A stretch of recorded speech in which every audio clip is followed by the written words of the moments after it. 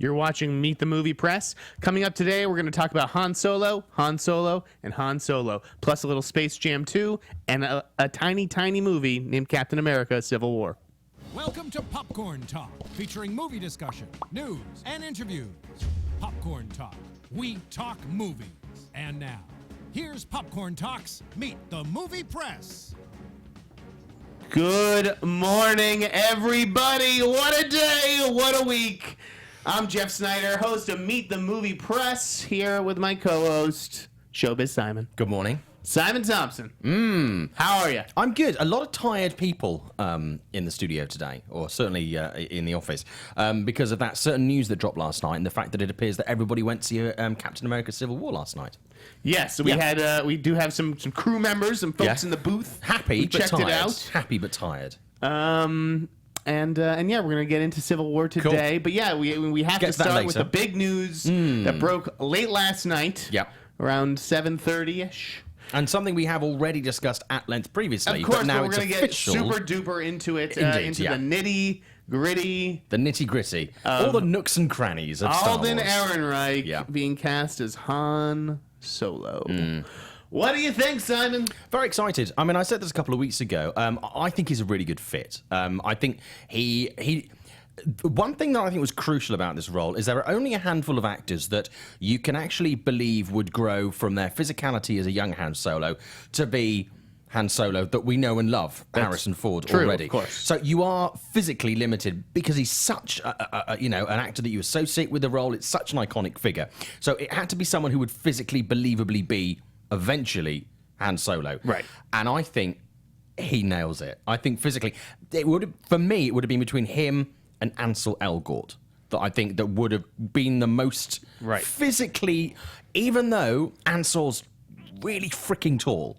He's a big fella. And by the way, those were the two names that I had heard sort of all along. I know there are a few others kind of on the fringes. Of course, but I remember getting a tip that it was both guys with AE initials. But go on. But I think he physically, I think Alden is more in line with the natural progression. Okay, well, so leaving out the physicality of it all, because he looks enough like a young Harrison Ford, or that he could grow into Harrison Ford. But I think as an actor, but beyond as an actor and as a character, I think something that Alden has is the fact that, and we saw this very much in Hale's season. We've seen this in some of his other films, such as Stoker. What other films have you seen, by the way? Stoker. Okay, yeah. I saw him in Stoker. I saw that too. Beautiful Creatures, one of those few people. I did not see that. It's not the best movie. I liked him in it. Okay. He made it very watchable. And obviously then I saw him in Hail Caesar. And even my wife, who loves film but isn't very good at associating people, as soon as I said who he was in that, she was like, oh no, he's great. Yeah. So I think... Did you see Tetro? I didn't see Tetro. Okay. And going by the box office, it seems that not a lot of people did. But I think his casting now is going to make a lot of people actually seek out some of his earlier work. I mean, in Somewhere, the Sofia Coppola movie, he played actor by the pool. I mean, that was his second movie. He didn't even get a named character in that one. So I think a lot of people are going to go back and look at his stuff. But that's probably a favor, since he just worked with Sophia's father. But okay. Yes, he made two films with Francis Ford Coppola. So okay, I think that one thing that he has in common with Harrison Ford's Han Solo is the fact that we've seen this in, as I say, some of his films, where he's in a scene and he doesn't have to do a lot to make a big impact. Okay. And I think that is something that's really a crucial part of Han Solo and Harrison Ford's Han Solo, that he doesn't have to ham it up. He doesn't have to do, as much as I love him, he doesn't have to do a Chris Pratt and go, I'm going to fill a scene. He doesn't need to do that. He could do something really subtle and go, fuck yeah. I like the casting. I mean, I think any actor is going to have some trouble living up to Harrison Ford. Obviously, those are some huge shoes to fill. I like it. I don't think he's miscast. I think he'll do a good job. Yep. I don't think he was maybe the best possible choice. Okay. But I think that there are enough... but I like that he is a bit of an unknown and that he's not bringing a certain baggage to it. To me, he definitely looks like, at the very least, a young DiCaprio. And not like in a Dane DeHaan junkie DiCaprio kind of way. Mm-hmm. He looks like the DiCaprio of like a Titanic. There's a sort of classic look to him. Yes. And I have faith in Lord and Miller. I think you have to trust their casting instincts at this point. So while I think it could have been better, I'm happy with where they landed. You see, a lot of people said that when they were casting Force Awakens. You know, there were a lot of people in that room who were going, "Who the fuck is John Boyega?" Sure. You know, who's this guy? Who's Daisy? You know, Adam Driver. Oh my God, he's only been in Girls. You know, a lot of people. You know, Oscar Isaac. Who's Oscar Isaac? And it's paid off. And I think one of your points about not having the baggage is a key part of this. And Disney's starting to bring this into a lot of their casting. Yep. When they're casting, we'll touch on Civil War later, but the casting for Black Panther, an actor who's really beginning to do good things in Hollywood, has done a couple of good roles, but doesn't have too much familiarity. And this is something that I think Disney are employing across the board, and something that Hollywood desperately needs, is bringing in these faces who've got a background but don't have the baggage, who can really bring something fresh to it, and there's not too much association of other projects, and it's paid off for them so far. I agree. I think that you have to go that route, or maybe not casting a complete unknown like Chris Nolan seems to have in Dunkirk, but like someone who you've seen here and there in things but hasn't really blown up yet. And obviously he's blown up now. Yes. He will probably be topping Google's, and I'm looking forward to all the misspellings of his name in Google. To me, it's easy to me. Yeah. And all the things that come up when you do a Google search. It goes, Alden, okay, vegan, married. So he has the Warren Beatty movie. So, okay, you also have to think, this isn't just like Lord and Miller who think that this guy has star qualities. No. He was discovered in a bat mitzvah video by Steven Spielberg. Mm-hmm. Then his first two movies, basically, really, were with Francis Ford Coppola. Yeah. Now, the DGA released its list this week of like the 80 best directed movies. Francis had 3 of the top 7. Spielberg had 5, which was the most, along with Kubrick, I believe. So you have 2 titans of cinema who already think this kid has something. Yep. Add to that Warren Beatty, who's cast him as the lead in the Howard Hughes movie that's finally coming out this year. Mm-hmm.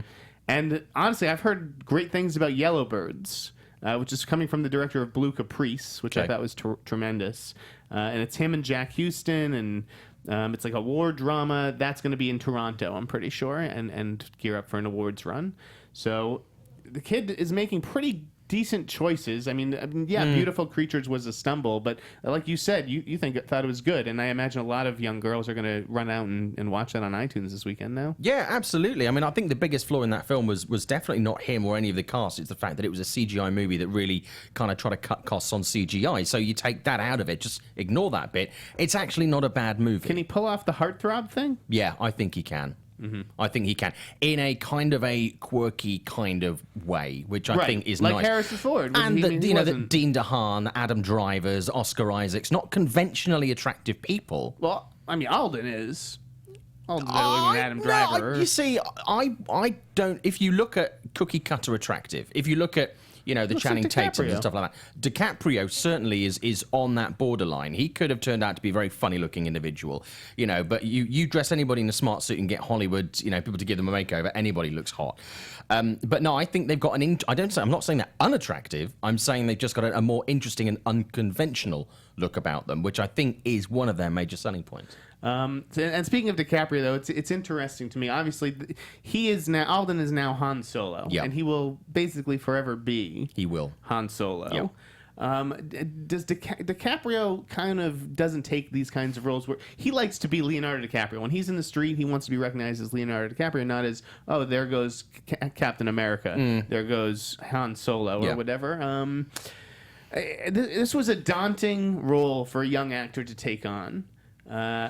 I'm curious as to what's been going on the past few weeks since he was sort of rumored to be the front runner. It is that kind of thing, so to speak. But don't forget that he did originally go for Peter Parker in The Amazing Spider-Man. He didn't get that. Okay. Then he auditioned for Harry Osborn and was close to getting that in The Amazing Spider-Man 2. So it's not as if he's been doing a DiCaprio and avoiding franchises. He has been looking for it, yeah. And they've been looking for him, and I'm just curious what has been going on the last few weeks there. If there's been any reluctance, or if the team has been trying to hammer out how many movies this is for. Because you have to think it's a spin-off. It's a Star Wars story. Are we going to see Han Solo outside after this movie?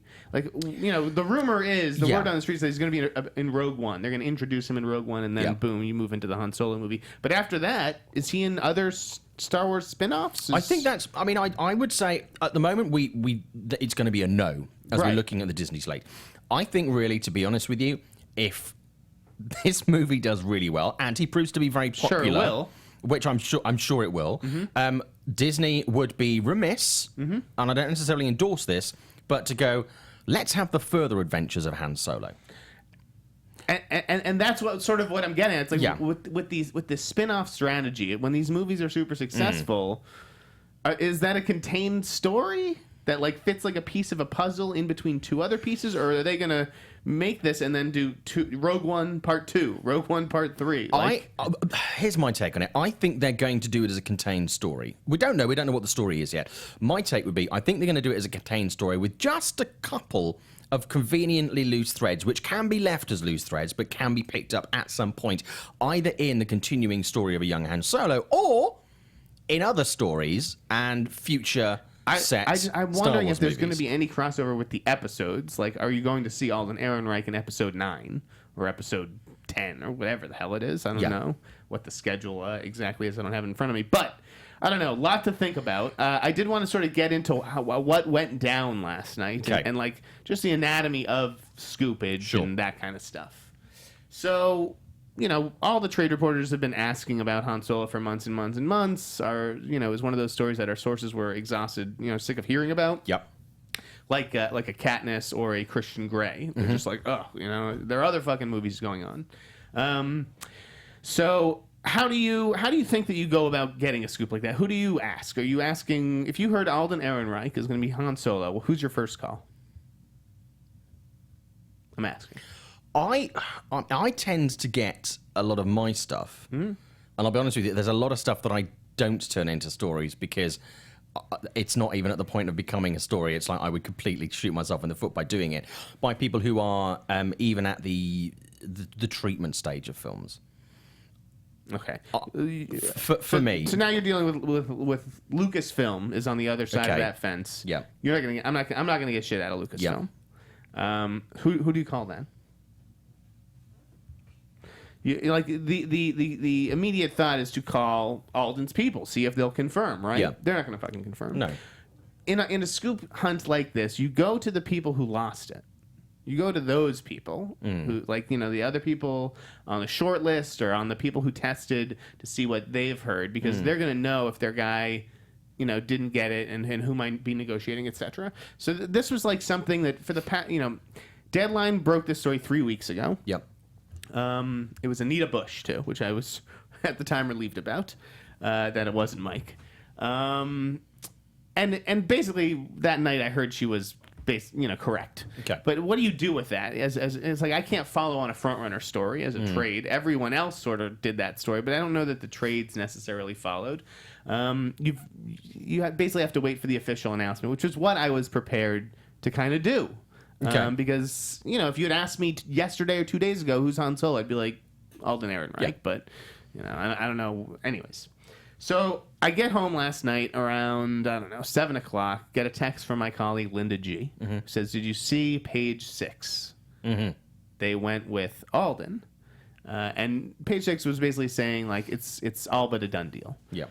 The language was very strong. And the thing about page 6 is it's a gossip column. Yep.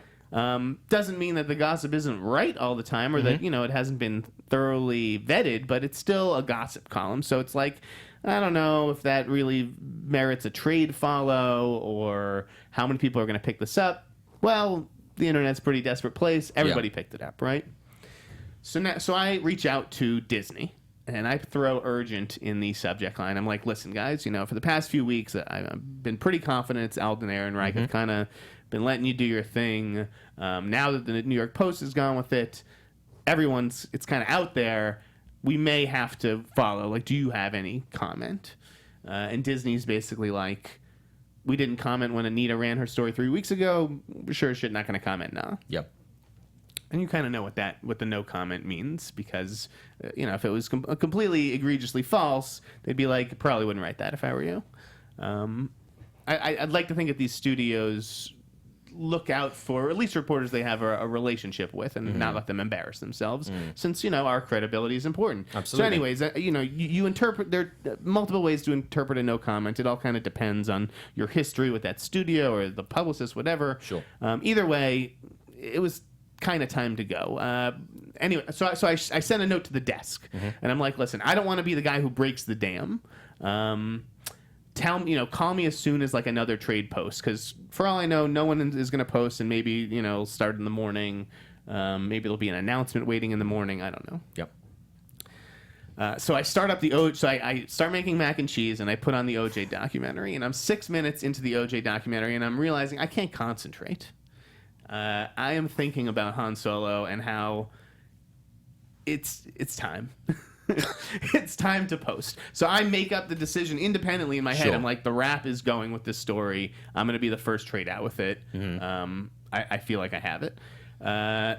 And so I'm writing it up, and I wrote a pretty thorough story. I should have just like maybe done a paragraph or two and blasted it and then gone in to fill it out. So I'm writing a pretty long story, and as I go to like send the headline to the editors, I see deadline has posted. And at that point, you just, you feel emboldened, and I think, then Hollywood Reporter followed, and then Variety kind This of was brought around up the rear. 7:22, 7:25 last night. Yeah, exactly. Like, all fucking hell broke loose. Yeah. Like, my mac and cheese, the pot's Ruined. bubbling up. Exactly. When you get to speak to Alden at some point, go, dude, you owe me a mac and cheese. He Seriously. totally does. You should fucking sign the box, too. But it's just like, it's tough in the trade game to know when to go. When is the time? Yeah. I was just going to send, Disney and CAA, Alden's reps, a kind of heads up and like that this is happening. But to Anita's credit, and she may have been very well tipped off by Disney that Jeff may be writing something. She could have been holding something similar. Either way, Anita had the same idea that I did. She beat me by like 5 minutes. Would have liked to have shot first, to put it in Han Solo terms. But that's sort of how it all goes down. It is almost an impulsive, spontaneous decision. If I'd been in a screening last night, I wouldn't have left to post. I would have been like, what happens. Well, I wrote a piece because we've had this conversation about Han Solo and Alden getting the role a number of times over the last couple of weeks, and over the last couple of months. I had a post about his background because obviously it breaks that blah blah getting the role of Han Solo. Everyone's like, who's this dude? So I'd written a background piece about who he is, Okay, his box office, good to go to Forbes. And I basically Go to waited. Forbes.com. Thank you. Well done, Simon. You're very good at what you do. Forbes.com. Well done. And I'll post a link in the chat afterwards. But so I had that ready to go because I, like you, was kind of going, this baby's ready to be delivered. You can see, Hollywood's dilated. Couple of inches, this story's coming out. So I was ready to go. So as soon as I saw a few places going like, this is happening, the Wrap being one of them, Deadline being another, I was just like, let's clean this piece up and let's post it. Yeah, and eventually, people came out of the woodwork to be like, you're pretty, it's confirmed. So I think Alden Ehrenreich, Han Solo. Yeah, so I think good choice. I do think a good choice. Now we are going to talk about more news later in the show, but we are going to take some calls right now. We are, yeah. So let me tweet out the number 1 second, guys, and just here are some other topics that we can discuss. You're more than welcome to call and talk about Han Solo. You can ask us anything really, but there's other news. There's Space Jam 2. Yeah. There's a Cats musical. Yes. There's a lot of Russell Crowe stuff going on. He's joining The Mummy. Week. The Flash lost a director. John Krasinski got cast as Jack Ryan. Daisy Ridley's lining up projects. A whole bunch of stuff going on. So whatever you want to talk about, check my Twitter right now at the Sneider. Here's the number, and let's take some calls. Meet the movie press. Call in now. It may take a second, Okay. so we'll wait for the calls to come up on the board. But Space Jam, in the meantime, we'll talk about Space Jam 2. Justin Lin. Yeah. Sounds like he's going to be co-writing and directing. Yep. What do you think of that? I'm in a minority. I didn't love Space Jam, which came out, it's like 20 years ago now, 96 I think it came out. Did well at the box office, 230 million worldwide, unadjusted for inflation. I think... I think it's really interesting that what we're seeing at the moment in Hollywood is a lot of these cartoon franchises coming back, whether it's Warner Brothers cartoons, so Bugs Bunny, etc., or whether we're looking at things like the Hanna-Barbera universe coming back. There seems to be a little bit of an interest in this kind of resurgence again. But Space Jam... We do have a call. We are going to take a call. Okay, Space Jam 2 has been sort of talked about for a long, long time. So it's one of those, it'd be great if it happened, but it probably won't. So, I mean, it's nice to have it confirmed. We'll come back to Space Jam 2. But okay. Caller, thank you for calling in. What's your name? Hey, am I on? Yeah. You are. This is Josh Dickey. Oh, boy. Josh Dickey, entertainment editor of Mashable. What's going on, big guy? Good morning, gentlemen. Good morning, sir. Good tidings. How do you do? I'm sorry that I missed the top of the show, but, I just wanted to, look, all these other topics are lovely, but let's just talk about Alden Ehrenreich for a second, if we could. Okay. Sure. Why is everyone in town confirming this except for Disney? What is going on?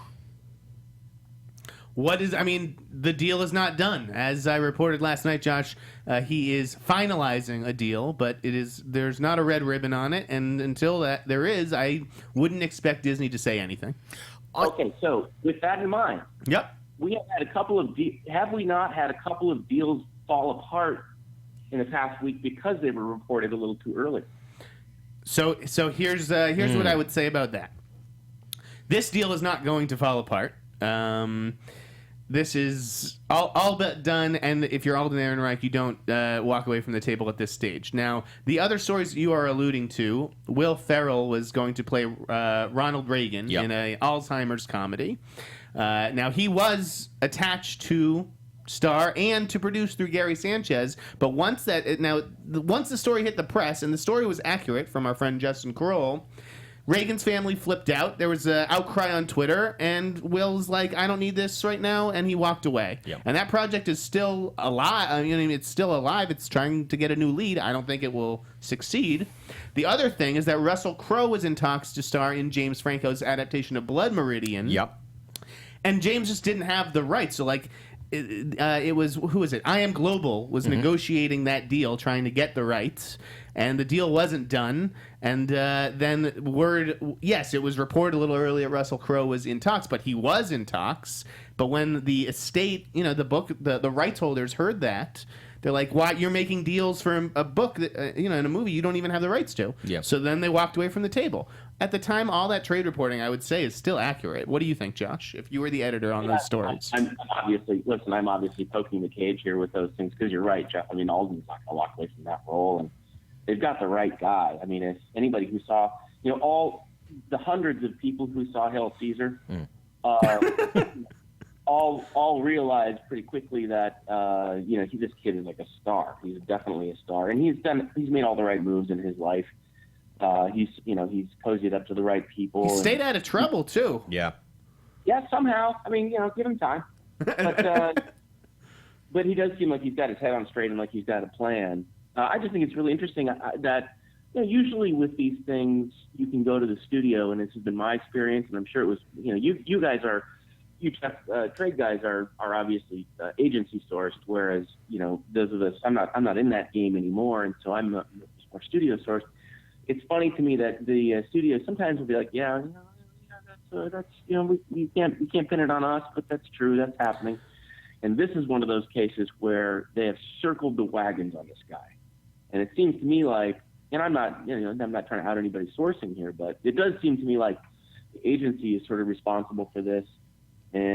Or at least, that's where it's coming from. And the studios are totally locking it down. And by studios, I mean, there's a lot of people involved. Obviously, it's not just Disney. There's Lucasfilm and there's probably a couple of other entities that are somewhat responsible. But in any case, I'm just curious, why is it that sometimes, and this is really my question, why is it that sometimes these things, they're not done deals, will get confirmed by a studio, and other times they just absolutely will not? What is the difference? What's the special sauce that makes it so? It's Star Wars. Star Wars, for the most part, does not get confirmed. I've actually found Marvel easier to deal with than Lucasfilm, than DC, and Bad Robot, and Nolan. It's like Spielberg, Nolan, Abrams, DC, and Lucasfilm are the 5 hardest. Marvel is actually easier to deal with, and I definitely appreciate working with them from time to time when I get lucky enough. That's really what it comes down to, and a lot more. There are more and more places that are taking that stance of just like a straight no comment no matter what, even like a Transformers. To me, sometimes I'm just like, you are not a franchise worthy of being a no comment franchise. Well, also I think from to take a slightly different standpoint, I think as you talk about the fact that it is Star Wars and it is Disney, I think unless it's inaccurate, I think they don't see the power, because everybody knew that this guy was going to get a role fundamentally, certainly in the industry for the last couple of months. And that's why none of the trades wrote it, because it was like as soon as Deadline wrote it 3 weeks ago, the cat was out of the bag. I have to wait. So I think they're kind of like, I think that ship has sailed. Let's not try and put the cat back in the bag and then go, there's a cat in a bag. And I think what they're going to do is instead go, okay, fine. What we're going to wait is 3 or 4 weeks. We're going to let our next film come out. We're going to let Civil War come out. We're going to let Alice in Wonderland come out. Or what was it, Alice through the... Comic-Con. They're aiming for that big, showy announcement, like all studios which will be Alden dressed as Han Solo, and that's going to be blam everywhere all over again. I know. So I think that's where they're kind of really, that's where the money shot is going to be for Disney with this announcement, because the fact that he was going to take this role is not the biggest deal of the day. I think that is going to be the one that's going to get people really excited, especially those people who aren't perhaps entirely invested in Star Wars yet. Josh, if the New York Post hadn't posted last night, this news isn't out there, right? Because it's already sort of assumed. We've known about this for weeks. Right, it was assumed, and I think we were all just kind of waiting and biting our tongues and, being patient. Like, it was kind of over as soon as Deadline wrote that article, to their credit. But yeah, when the New York Post did that, it opened the floodgates, and then the trades go, and then, et cetera. I did not realize, because I didn't go that far down the rabbit hole. I was out at an event last night, but that the Post was responsible for kissing. And I will just leave you with this. How annoying is it when the Post comes and plays in your sandbox? Yeah. What is it, once every 3 months? Well, it's a little unfair, last night I was definitely thinking, okay, do I really want to be the first trade? Then Disney's pissed, then Lucasfilm's pissed. Yeah. There's access that, whatever that you could be sacrificing there, which I thought is why I wrote the desk and said, let's just wait until someone else goes to be on the safe side, because the Post, page 6 is fucking page 6. But they can piss in that pool, and it's not going to have any long-term effect on them. We they're can't do Rupert it. Murdoch, it's totally different, the Post and the Wrap. So, it was tough last night. I just wish I had fired my story out before Deadline. But so be it. Gentlemen, I love your show. Thanks for taking my call. Hey, too. Thanks for calling. Do we have another caller? Anybody waiting on the line? Not at the moment, but Okay. they'll call back. That's cool. Okay, so it's There we go. So we're talking about... we got one. No, We got one. yep. Sorry. Go ahead. Hello, caller. Oh, hey, this is Chad from Virginia. What's up? Ah, man, we have a huge following in Virginia. Awesome. They're like all who called in when I was alone. What's up, brother? Hey, I'm not watching the show, but I just called in, so I don't know what you've already talked about. But have you talked about Spider-Man yet? No. What do you want to talk about with Spider-Man? I just want to say, I liked Tom Holland in his Peter Parker scene, and I liked the character of Spider-Man when he was in that fight scene. You're talking about Civil War. I take it look? you saw Civil War last night. Yeah, I did. Okay. So please, sorry, continue. So, do you think, because wasn't he completely CGI the whole time? Okay. That's what it looked like to me, and it kind of bothered me. I know the answer to this because I spoke to the Russo brothers. Go for it, big guy. I've got this I'm answer. gonna have a fucking beverage break. Go for a pee. I might be quite some time. I did an interview with the Russo brothers about sort of 8 weeks ago for Forbes magazine. I'll post a link in the YouTube channel afterwards if you want to have a look at it. And I brought this up with them because I wasn't very impressed by Spider-Man when I saw the trailer where he was revealed. I thought he looked very, very CGI. And I think he looks looked better in the final product. They still had some touch-up to do. I asked exactly the same question. How much of it is CGI? And the long and the short of it is he does wear a physical suit, but some of the physicality of Spider-Man in their films doesn't make it feasibly possible for them to physically track Tom Holland's body. So they do have to put some CGI in there. But there are going to be CGI elements of the suit which are going to change over the next couple of films. And we're also going to see that changing in Spider-Man Homecoming, which Sony are going to release. So at the moment, there is a strong element of CGI. Not entirely. He does have a physical suit on. But that is going to change. You will notice it was quite easy to see which bits were Tom and his costume and which bits were clearly more CGI heavy. I think that's probably a minor flaw in the film. But there's actually a lot of stuff where he was doing the physicality, but there was some stuff that they physically just couldn't make work with the action that they were putting in the scenes for him to be physically traced. So there's a strong element of both, but there is actually more physicality than you would think in Spider-Man. Did you like the movie, though? Yeah, I really liked it. I'd say it's my third favorite. What are your first two? I'm curious. Guardians is the first, and Winter Soldier is the second. Okay. Interesting. Can't argue with those. Where does Ant-Man rank for you? Sorry, what'd you say? Where does Ant-Man rank for you? I'd probably say 4 is Avengers and 5 is Ant-Man. Okay, cool. I thought Ant-Man was one of the best. Yeah, no, me too. All right. Well, thanks for calling. We do appreciate it. Do we have another caller waiting? Okay. Well, shall we, as we're talking about Captain America: Civil War, shall we just talk about the movie now? Yeah, let's go. Yeah, go for it. So it opens. We got a call. Oh, okay, cool. Let's hold off on Captain America for a second then. Hello. Yes, this is Dylan from Ohio. Hey, Dylan, Dylan, Ohio. hi. What's up, big guy? I had a question about X-Men Apocalypse. Ooh, Do you think it might... I was thinking that, is this a good prediction that the box office prediction could be like a range from like 105 to 110? Boy, I would have to go look at some websites to gauge that. That seems a little low. Seems low. I would say I think an acceptable would be 150 to about 165 million. Yeah, I think it's looking for like a fair. Batman kind of number there. I think it's going to take a hit because I don't think the last one particularly sat well with a lot of the audience. So some people, their asses are going to be a little bit hurt by that one. So I think there will be a reticence. I don't know where we're going to see it on the scale. But I think 150 to 165 would be fair. I think anything south of that would be kind of doing it a mild injustice because people love the characters and now people know that Wolverine's going to be in it as well. How much we don't know. I can't see this movie opening below 135. No, I'd be very surprised. I can see higher, just depending on the characters too. Like, I mean, we have new actors and actresses playing the older roles that we're used to, and people might not be familiar with them as an actor too.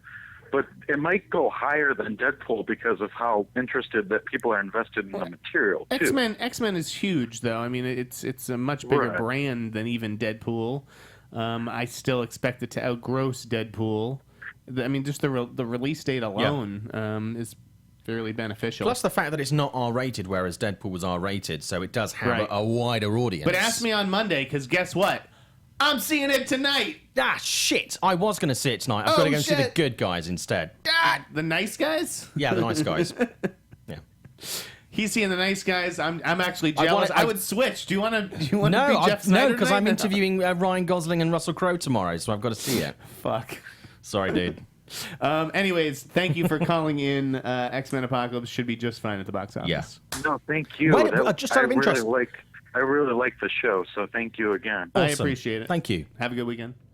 So let's talk about opening weekends, shall we? Or is there another call? We can talk about opening weekends in Civil War. Okay, because at the moment Civil War is it's being predicted to be about the 190, 200 million. It just opened 25 million last night, so my prediction was off. I was too high. Okay.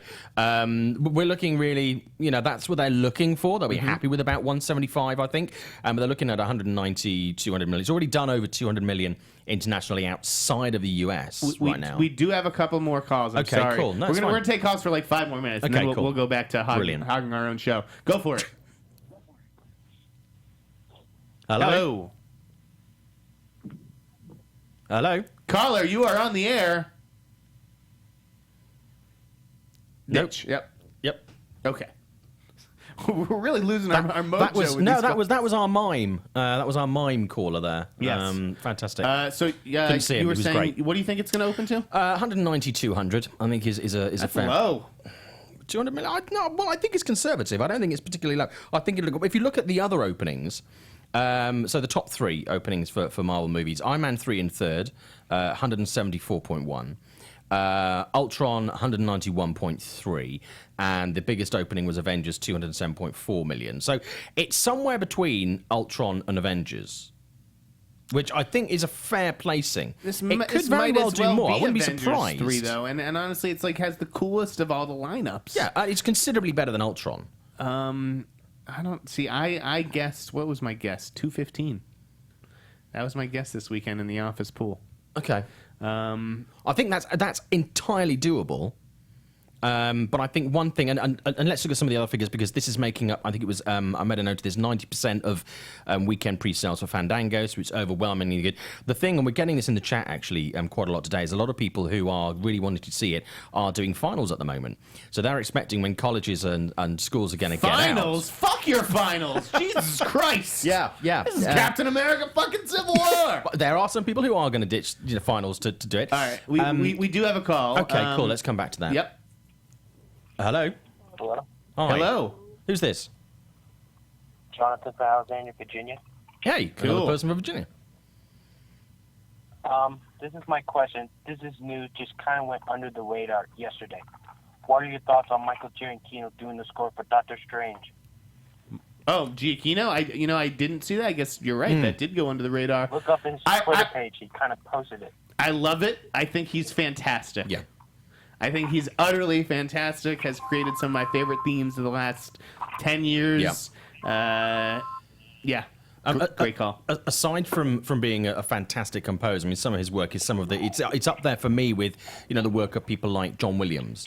I think it's got wonderful breadth and depth and great character, all of his work. I actually got to meet him a couple of years ago when he came to London. He brought a load of his music and did. I think it was Star Trek. He did a live showing of Star Trek. Yeah, and then there was a live orchestra, and he was there, and Simon Pegg turned up, and a few other people, and it was awesome. I mean, his scores. I mean, I don't think I think for hardcore soundtrack fans, he does get a lot of love. Top 5 of his scores, real quick. Okay. My favorite score is the Star Trek one. Yeah. Okay. It's one of my favorites.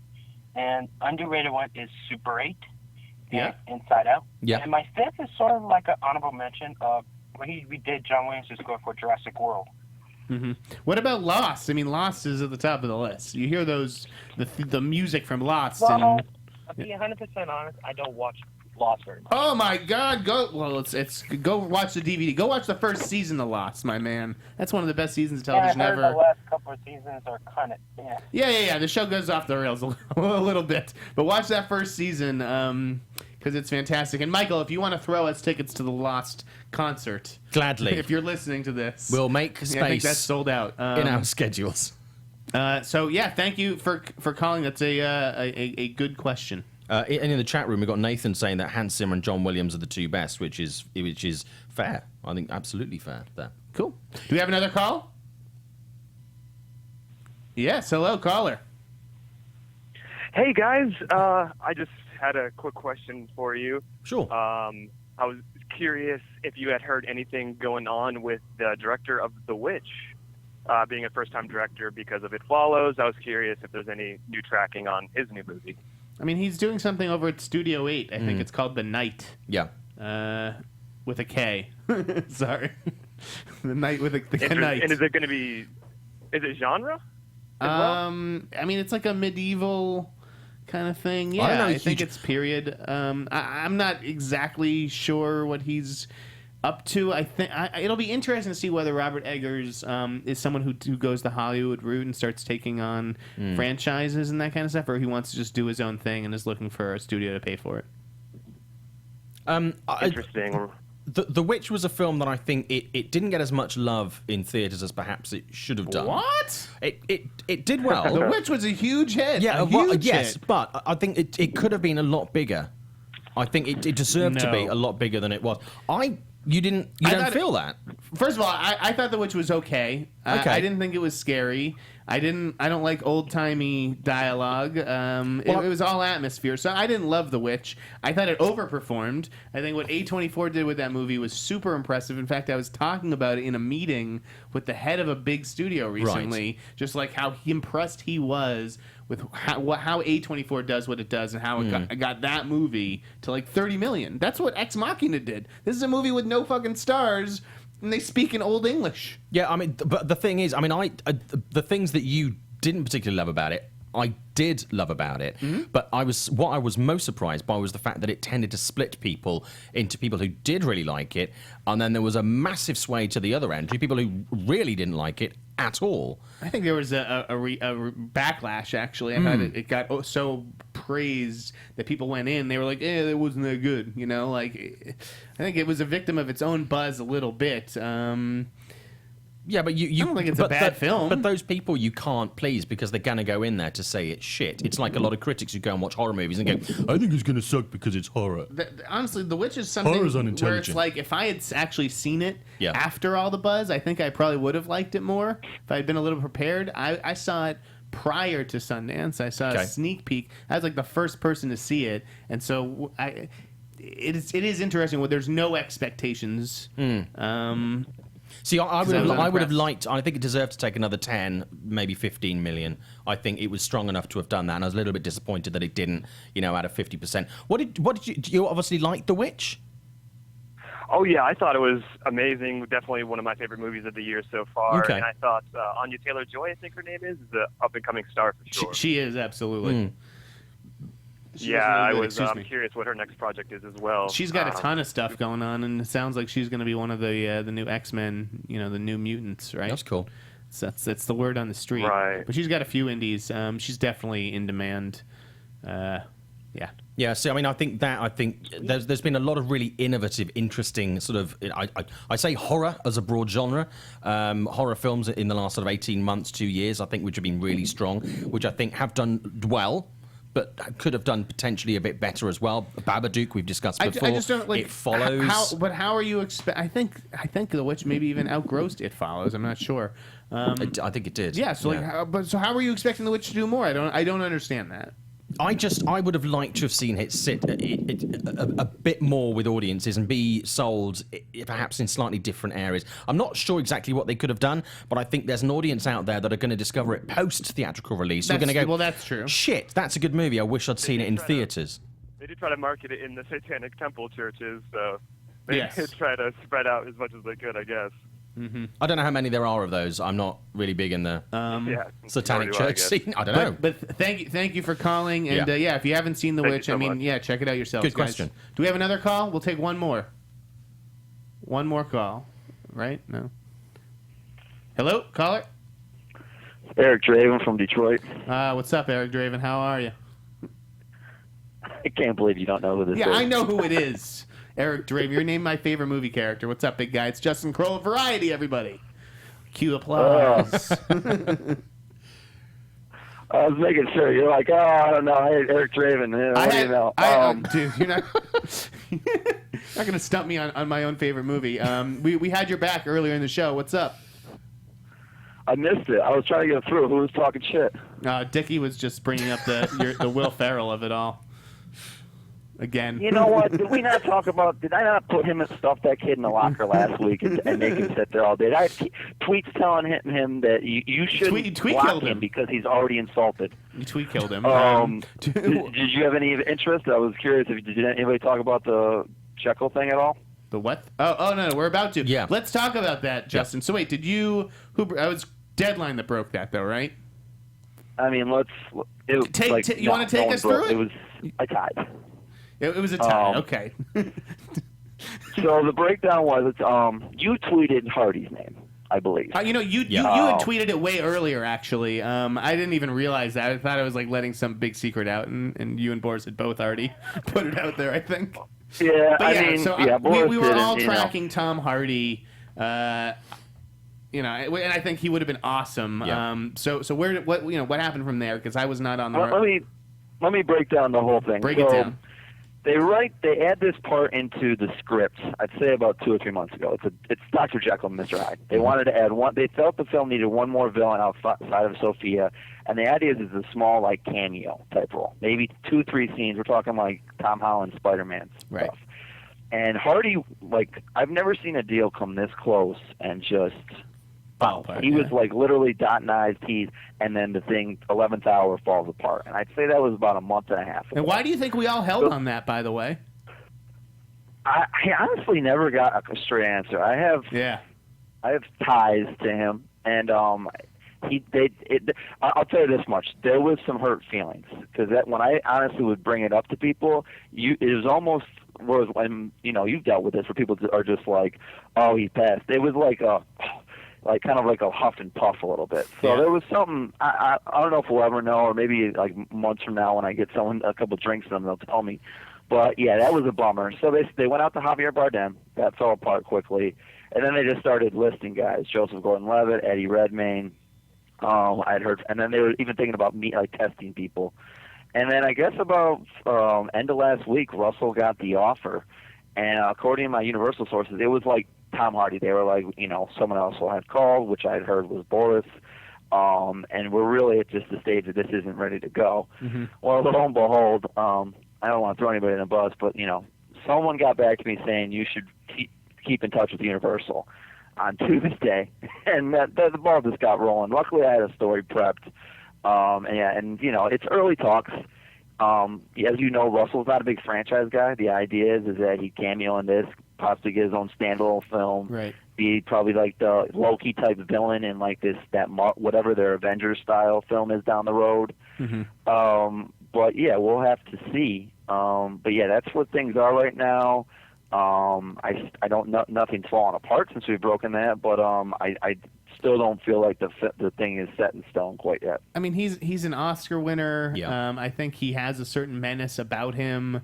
He'd be great. Yeah, I really like the casting. I think that Universal has really lucked out so far with Tom Cruise, Johnny Depp, and now possibly Russell Crowe. Look at they still have to get a Wolfman and stuff like that. Right. I feel the thing, and don't forget about Angelina and Bride of Frankenstein. They dated another monster movie. I mean, yeah, we'll see. I can't really show my cards on the other one. I was going to say, is that likely that the unnamed monster movie is going to be Jekyll and Hyde then? Or is it Bride of Frankenstein? No, it's been. This is what happens when you call it to meet the movie press. You're on the hot seat, motherfucker. I feel like you're Captain Marvel fan from a couple weeks ago. I can't say. Let's put it this way: I've written about it, so you could dig. But yeah, there's something that really hasn't got as much play lately that would probably be the next. And one of the things I was gonna because you brought it up, and this is something that trade reporters do a lot, and it's funny when I tell my editors this, and they're like, wait, what? We need traffic now. Pre-writing stories. You do it a ton. You are very well prepared. You're a very organized guy, more so than I am as a reporter. That was prepped last night. I'm sure you got into Han earlier. That was sure. And bank. I wish I had my Alden story done and ready to go. That's a lack of forethought on my part, honestly. It was. Last night was a bummer just because of. You guys were late. God forbid I was on a flight to Cannes or something like that because I was just rolling calls with someone else and it was just hard for other people to get a confirmation. So, it just sucks. Yeah, no, I hear you. But in general, I recommend this to reporters all the time. Pre-write your stuff because you never know when it's going to pop, and you want to just be able to hit that button. It's like playing defense is all you're doing. You just want to I'm looking at my list right now. I got 25 things. Thanks for rubbing it in. Fluidly, 20 Justin Crowe, everybody. Justin Crowe of Variety. Hey, I'll see you tonight on the lot. Hopefully, we'll see. I might do the 24th, but yeah, I'm trying to. He wants to come and hang out with me on the 24th. Yeah, yeah, totally. All right, buddy. They're gonna hang out instead. It's gonna happen. I'm around this weekend. Give me a ring. All right, and that call. We're done with calls. Simon and I are going to talk about news the rest of the way. Let's just go down the list and do some quick hits because we got like 10 minutes left. All right. Let's come back to Captain America. I'll let you go ahead. Okay, Captain America very quickly. Yeah. So we were talking about what we think it's going to open at. I'm predicting around 190, 200 million. 215. Okay, I think we're going to see it hold steady for 2 or 3 weeks. I think once colleges come out and schools, etc., and kids start breaking up. Until what is next? Neighbors 2? Neighbours 2, which in the UK actually, Captain America opened in the UK and other territories last weekend. This weekend, Neighbours 2, or Bad Neighbours 2 as it's called in the UK. I don't know why. That opens, which I think is brave because Captain America is going to hold on. And at the moment, we've got Captain America, then Jungle Book in the UK. I think it's going to be really, really difficult for Neighbours 2 to actually get in that top 2. I think it'll probably come in at third. But I think it's gonna be tough. You're talking about UK right now? Yeah, but I think it's gonna be tough. But I think this is obviously Bad Names comes out in the UK in the US on May the 20th. But I think for me, things that I wasn't convinced that I like about this Civil War was Spider-Man, which I actually really loved. Really love what they've done with Vision in it. Ant-Man, I can't get enough Ant-Man. I freaking love that guy. Ant-Man's fantastic. Dude, the Vision and all those sweaters. Vision, I was going to say, did not like Vision in Ultron at all. Really liked him in this. Okay. Hawkeye, loved what they did with Hawkeye this time. He had a little bit of room to play, and I loved that. Black Panther, though, blew me away. I absolutely love Black Panther, a character that a lot of people won't perhaps be particularly familiar with. Really did it nicely. One thing I loved was the fact that when he landed, he hardly made a sound, just like a cat. I love that detail. Devin said something interesting just about Chadwick's performance. I think he said that he was like regal. Like that accent could have been stupid. There's a lot about the character that was, could have been silly, but the way that Chadwick played him and imbued him with this sort of regalness, if you will, was impressive. Anything else you want to say about Cap? I didn't miss Thor, didn't miss the Hulk. I thought I would, but I didn't. And I thought it was almost overcrowded, but it just got it the right side. You like Zemo? He was okay. I see. I thought he was okay. I liked that he was not hammy and over-dramatic. I did like that about him. But I think there was so much going on. I think there was a little bit lost in there. But I think we're going to see a development there. All right. But yeah, I really liked Civil War. I thoroughly enjoyed it. And it's going to be... It's going to easily, be in the billion plus. Yeah, very I think easily. It's obviously $1 billion movie. Yeah. Okay, elsewhere. Wolverine 3 has been casting a very underwhelming cast. I mean, I know we like some of these individual actors. Yep. Richard E. Grant, but it's like him, Boyd Holbrook, Eric LaSalle, Elise Neal. Like, what is this cast? This is your marquee superhero movie kind of character. Eclectic. It's a weird cast. It seems like a cheap cast, if you say, know what I'm saying? Potentially. So I've just been a little surprised at the lack of kind of flashy names because you'd think that they'd want to send Wolvie out with a bang. But maybe it's the Wolverine movies are really the Hugh show. It's not necessarily about I was going to make that around. point. The last Wolverine movie, right, set mostly in Japan, right? Yeah. Yeah. It's about the Wolverine movies are about Wolverine. It's not like an X-Men movie. It's a different approach. Yeah. It's not the Avengers. You're right. Fair but enough. I think, depending on the characters, it could be quite fun. Yeah. Some of this casting, I don't know. We'll see. Cats. Tom Hooper. He did Les Mis with. I know you don't like this. I like musicals. Sue me. That's I'm fine. a straight man that we likes can talk musicals. about Tom Hooper. So Tom Hooper obviously did Les Mis. That did very well for Universal and working title. 440 million. Obviously now he's taking on Cats. No word yet on cast, but apparently Suki Waterhouse is being lined up for a role. That's been debated. Don't know how true that is. That wasn't in the report last night. Yeah, my report. I think it's quite interesting. I liked Les Mis. I know not everybody in it was brilliant, but I did enjoy it as a film. I liked the musical. I'm quite interested. I don't like Cats as a musical. Okay. So that's a big X in the box for me. I've never seen the Cats musical. It's okay. I mean, I thought it was okay. I know it's hugely popular. Is there a big song that you could maybe sing us a bar from? Memories is probably the biggest. Like Memories, like from the corner of my mind? I don't understand. No. What is... I'm not going to sing it for you. Not a fucking performing monkey.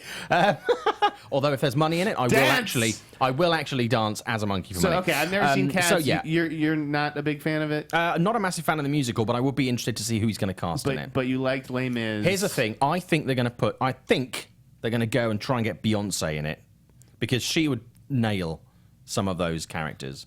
Yeah. I think they're probably going to go for a Beyonce over a Suki Waterhouse. But it's about budget. It's about availability. Well, I am of the opinion that Les Miserables was unwatchable. Okay. It was a goddamn nightmare, and They didn't use those quotes on the poster, did they? If I remember. They asked, and I said, no, you can't. 5 stars! And I don't know. I mean, actually, writing about cats and doing a little research on it last night, it sounded actually kind of interesting. Yeah. But yeah, Tom Hooper musical is not that exciting. In other director news, Seth Grahame-Smith exited The Flash. Yes. Exited, fired, whatever you want to Creative call differences. it. Yeah, creative differences rearing their ugly head. Yeah. News was kind of met with rejoice. It was going to be unfairly or not. It was going to be his debut feature. Yeah. Obviously, he's written numerous things. He wrote Abraham Lincoln Vampire. He's a very Hunter. prolific writer. I mean, he's written a couple. He's of an drafts author. of Beetlejuice 2. He's involved in a ton of Warner Brothers things, and they like him on that lot. They and I believe they're still using his script. Yeah. But yeah, they wanted more experience in the director's chair after Batman vs Superman. Not a bad decision. Can't blame him. You know, I don't know why they didn't realize that before. You know, maybe they thought Batman was going to crush it and they could take a risk. Here's my thing. I think even though these guys have obviously directed before, I think they were kind of taking a little page out of Disney's book when it comes to things like Star Wars, and taking a page out of Universal's book when it comes to things like Jurassic World, where obviously, you know, people who've done a bit of stuff but haven't done major projects before, I think they were going, let's see if we can do that with maybe the DC universe and breathe a bit of life into it. And I think they maybe either it is creative differences, or, you know, people don't feel entirely comfortable with that. It just wasn't coming together. We just don't know. I think that it had a little bit of a whiff about that for me.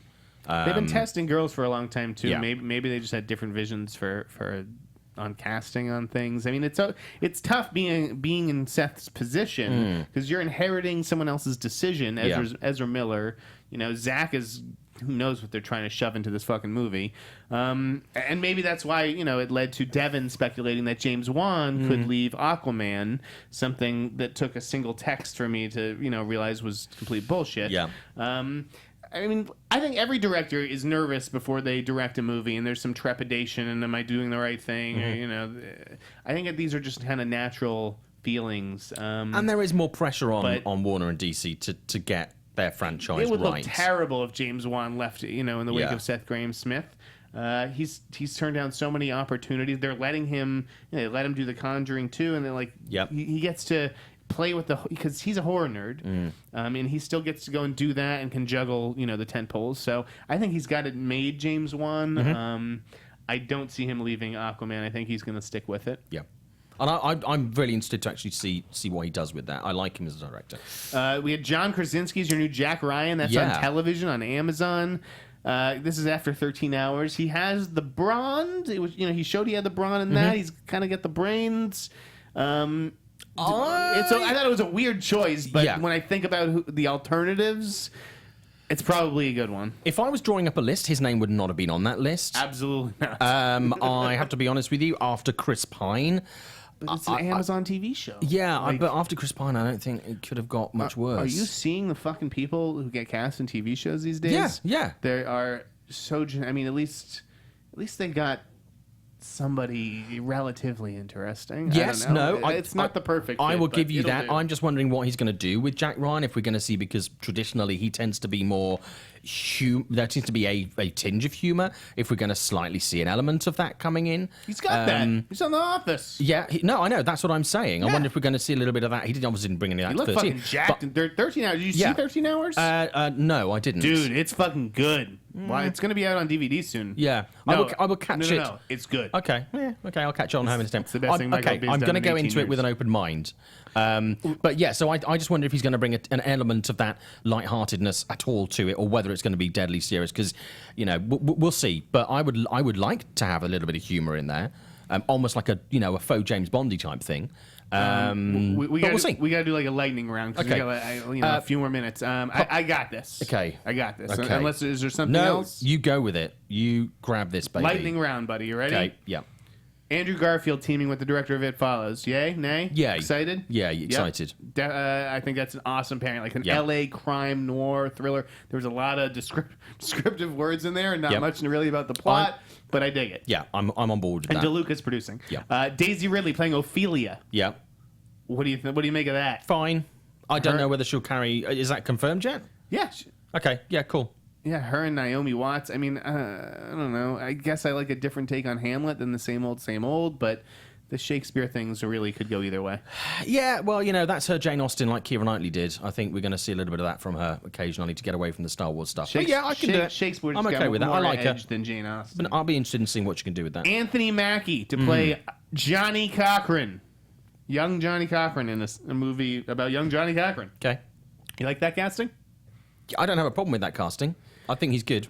I think it's fine. I mean, Mackie just... Doesn't excite me. He just played Martin Luther King. Yeah. So he just played a real guy. I mean, it's hard. It's going to be hard to fill anyone's shoes with Courtney B. Vance playing Johnny Cochran on People vs. O.J.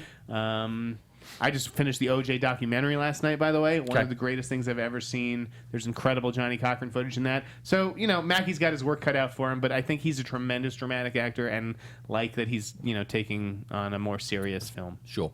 Michael Fassbender playing a serial killer and entering Hades. Fucking love that. Yeah, that fucking Austrian serial killer. Journalist by day, serial killer by night. Big Fassbender fan. Based on me.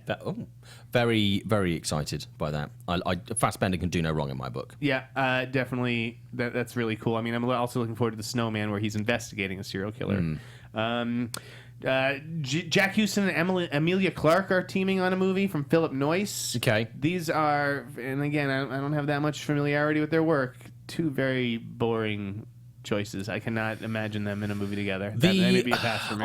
I think they're kind of boring would be one way of saying it. I think they're kind of a canvas which is blank at the moment. Yeah, I think they've yet to do their best work. I'm skeptical. With the right material, I think it could be potentially interesting and there could be something really good there. If the material is not strong enough, be that direction or script, I think it could just be a little bit bleh. Jack Houston has got to prove something to me and Ben-Hur that he is a movie star, because otherwise, I've got my fingers crossed for Ben-Hur. Back to TV for him. We've had that discussion before. What else is there? I don't know. I guess we should really wrap this up. There's a lot. But, can we just touch on something I am? Yes. Okay. Yes, I can tell. Reboot of the Puppet Master. That's franchise. what I was going to say. Let's end it with the Puppet Master. Yes. I fucking love the Puppet Master movies. I know they're shit, but I have a very special place in my heart for that series, and I'm really interested to see what they can do. And it's got good producers behind it, working on a new franchise, a new idea for it. And I do love, kind of oddly, love the title of the first film in the series, which is going to be Puppet Master: The Littlest Reich, because it reminds me of The Littlest Hobo. And by the way, that is going to change. Yeah? I can almost guarantee that. The Littlest Reich. The Littlest Reich. No one's seeing a fucking movie with Reich in the title. Yeah. That's not a commercial title. That's two wrongs don't make a Reich. I'm excited to see what they do with Puppet Master. I don't know that I ever watched a Puppet Master movie from start to finish. I've certainly seen a good deal of Puppet. I grew up a horror movie fan, so I'm familiar with Puppet Master and the characters. I think you're right. It could be kind of interesting. It's different, at least. There's a lot of characters in that world that you can have fun with. I love Child's Play. I love these things that should not really be alive that are, and we've had some little and shitty toy-based movies, doll-based movies like Annabelle. Really should have been a lot better. So come on, let's go. Again, this is not like a this. real movie. It's one of those things you'll be lucky to stumble upon on Netflix or iTunes or something in a year. I would love to see it become effectively like a Conjuring. Puppet Master. I fucking love that. That's never going to happen. That is so puppetist. I'm very excited about it. All right. Where can the good folks find you, Simon? You can find me on Twitter and Instagram at ShowbizSimon, on Facebook.com/This is Simon Thompson, and all over the internet. That sounds bad. Also have a new column on the Screenjabber website, so screenjabber.com. Hey, Simon look at says. This guy. So give a plug for that one. I love it. And I'm Jeff Sneider at the Insnider on Twitter. You can find all my ramblings, musings, insane postings on therap.com. That'll do it for us. Have a great Captain America Civil War weekend, folks. Enjoy. Go see. Yeah, Popcorn Talk Network. Good stuff. From producers Maria Menounos, Kevin Undergaro, Phil Svitek, and the entire Popcorn Talk Network, we We would like to thank you for tuning in. For questions or comments, be sure to visit popcorntalk.com. I'm Sir Richard Wentworth, and this has been a presentation of the Popcorn Talk Network. The views expressed herein are those of the hosts only and do not necessarily reflect the views of the Popcorn Talk Network or its owners or principals.